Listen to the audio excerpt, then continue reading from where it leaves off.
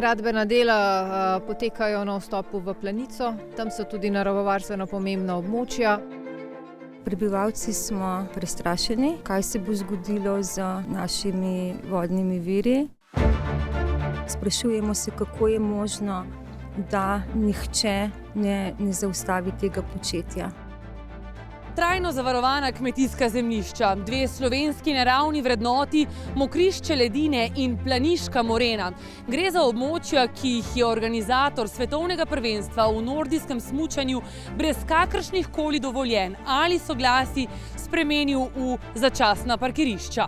Za vse gradnje na naravnih vrednotah je potrebno naravovarstveno soglasje. Prišli so bagri, razrili so polje, dvignili so približno meter travne ruše, začeli so nasipavati gramoz.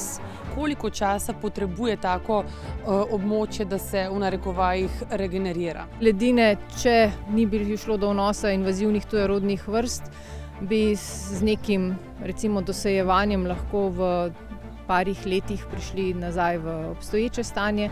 Ledeniška morena pa ledenik je že zelo dolgo nazaj nanosil material, tako da vprašanje, če tukaj v bistvu ni mogoče naravnega stanja povrniti. Trije različni predstavniki organizatorja svetovnega prvenstva so sicer poklicali na jeseniško upravno enoto in poizvedovali, ali za parkirišča potrebujejo gradbena dovoljenja. O točnih številkah parcel se niso pogovarjali. Upravna enota je vedela le za eno lokacijo, kjer bi parkirišča stala. Zaposleni pa so organizatorjem po telefonu dejali, da gradbenega dovoljenja ne potrebujejo. Ali bi bilo potrebno pridobiti kakšna druga soglasja ali dovoljenja drugih organov, niso vprašali, niti se nismo podrobneje ukvarjali s tem, saj nismo prejeli nobene vloge ali prošnje za formalni odgovor, so za N1 potrdili na jeseniški upravni enoti.